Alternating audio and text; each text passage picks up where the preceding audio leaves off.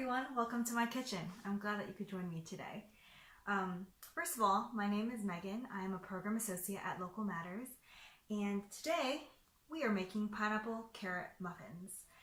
So if you've had carrot cake, this is very similar, except this recipe does not have eggs, and we're also using pineapple as a sweetener instead of using a lot more sugar.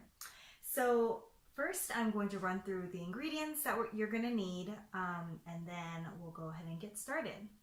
So, first ingredient, of course, because it's a carrot cake, you're going to need a carrot. Now, the recipe calls for a medium-sized carrot, and I'm not exactly sure what that means, but I weighed this carrot, and it's about 100 grams. So, typically, you would grate this carrot with like a box grater. But, actually, the reason why I wanted to make this recipe is because, as you see in the back, that's a juicer. My dad really likes to juice fruits and vegetables, and that produces a lot of vegetable scraps. The pumice is a technical term, and typically he throws that out, but I've been asking him to keep it for me because I'm trying to find different ways of using those waste streams. So as you can see here, we have just ground up carrots. The juice has already been extracted from it, and I've made carrot cake from this stuff before, so we'll see how it works with this recipe. I think it'll be okay. That's the first ingredient. And then you're gonna need pineapples. Canned pineapples works very well for this. Now, when you're buying pineapples, or canned pineapples I should say, just be careful that you're not buying the pineapple with heavy syrups or any added sugars, because that can really up the sugar content in the recipe.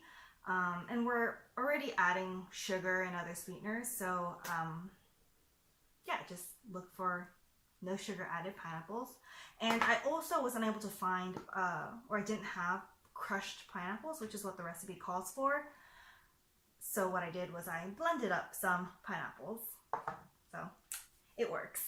You'll need some canola oil, and you'll also need some type of vinegar.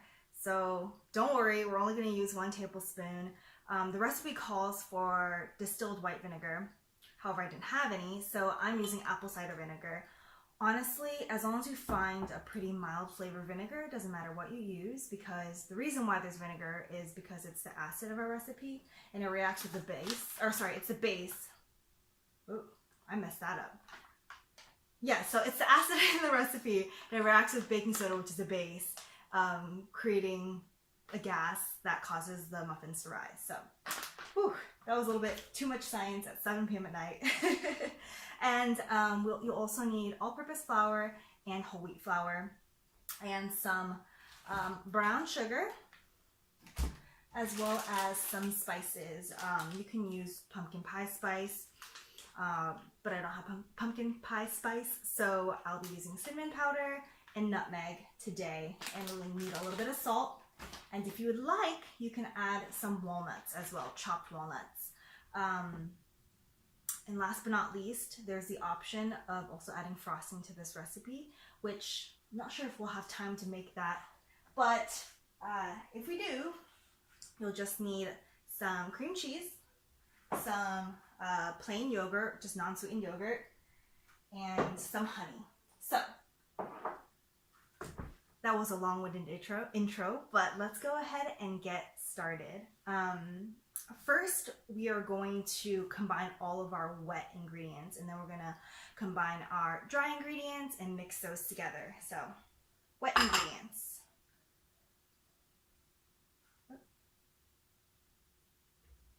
I don't know why I have the scale, I actually don't need it. So, into this bowl, I'm gonna add our grated medium carrot. So that's that going in there.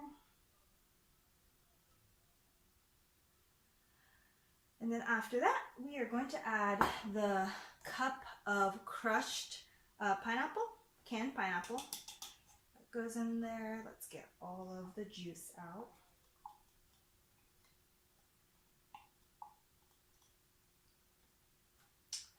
And then in goes 1/4 cup of cold water.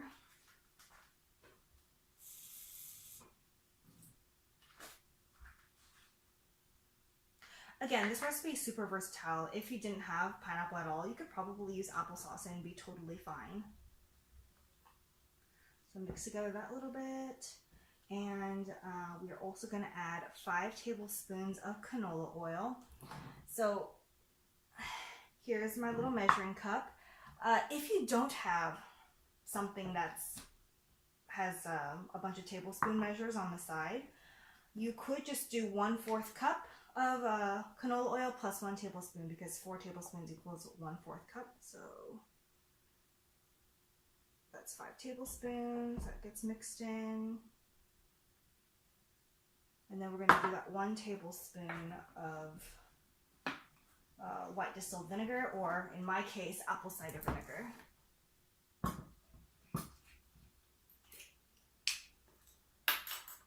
Let's go ahead and use this. I'm a big fan of minimizing the number of dishes I need to wash in any given cooking situation. All right, so wet ingredients, mix that together.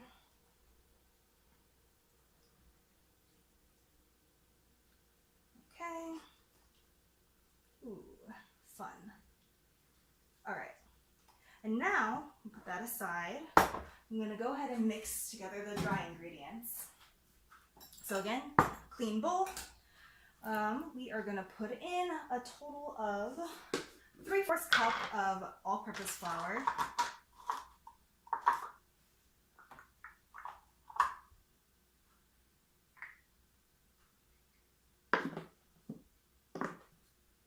So it's 1.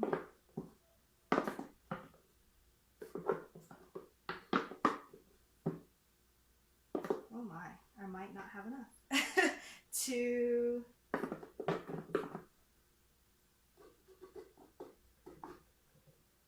3. Okay, so that was kind of a sparse 3/4 cup, but it's totally okay. Again, this recipe is pretty robust. You can do a lot of things and probably not mess it up. So I'm just gonna add a little bit more of the whole wheat flour.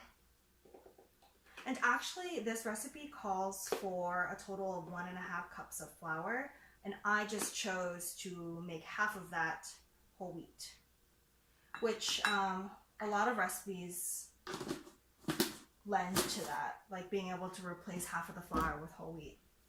Never hurts to try. All right, and after that, I'm gonna put in 3/4 cup of brown sugar. Now, I tend to not like things so sweet, so I'm gonna go ahead and just add half a cup here.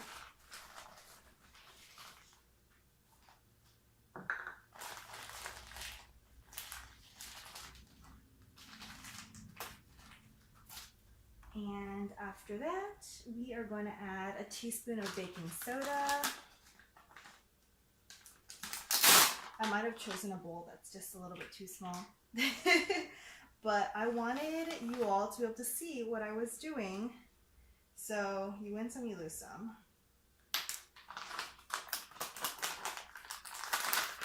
All right, I'm also going to add a teaspoon of cinnamon powder.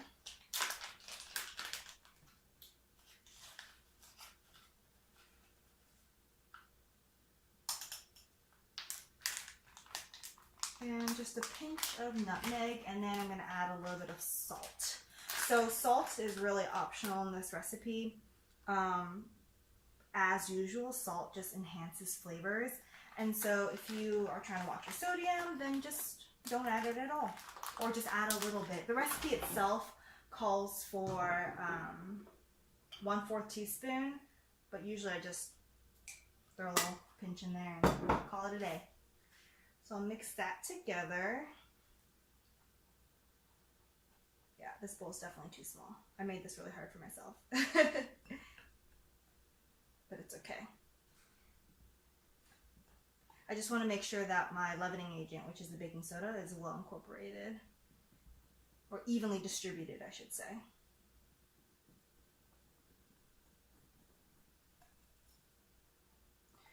Okay.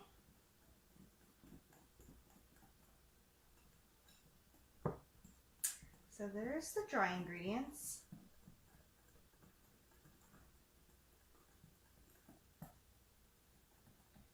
All right. I forgot to mention that you should preheat your oven first. I already did, because you know it takes usually around, depending on your oven, 5 to 10 minutes, sometimes even a little bit more to preheat your oven. So I always get that ready.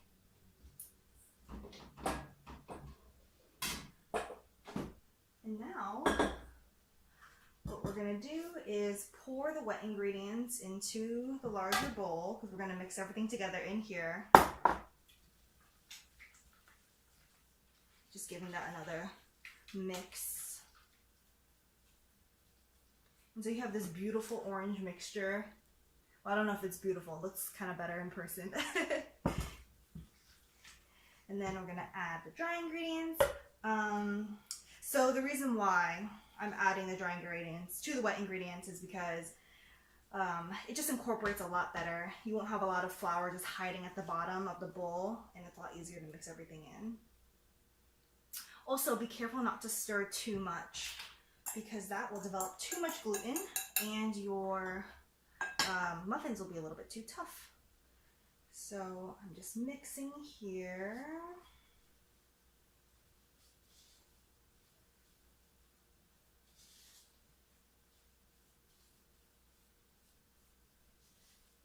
Okay, and as you can see, it's not totally mixed in, and that's because when I mix in the walnuts, the batter's gonna be mixed a little bit more, so I'm not fully mixing it right now. I'm gonna go ahead and chop up half a cup of walnuts. So again, these are pecans. But you know what? It's okay, because as I said, this recipe is very versatile, and you can add whatever nuts you want, or not add any nuts at all. You can even add raisins if you would like. But yeah.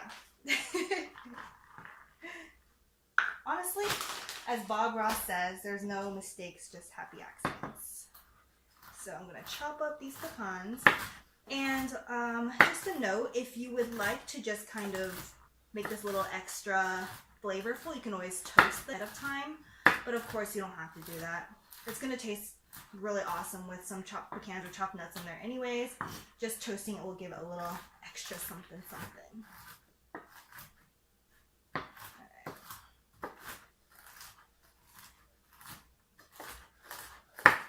Just give those a rough chop.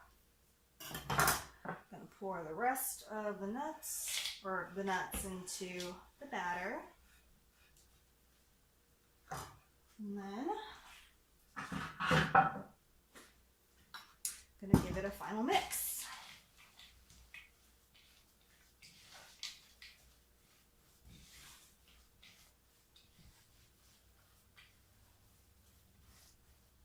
All right. So it looks like that is good. Now all you have left to do is to bake. So I have chosen to make muffins. You can put this in like a small 8x8 baking tin if you would like to make more of a sheet cake. But I'm going to take this ice cream scoop, which is my favorite way to partition batter. Just going to do 1 scoop in there. And I should mention that I already pre-greased this baking tray. You can also use muffin papers if you would like, or muffin liners if you'd like. That is up to you. All right, and that's it. I'm going to put these in the oven at 350 for 20 to 25 minutes, and then they'll be done. Alright, so I couldn't leave without showing you all the final product, and here it is, pineapple carrot muffin.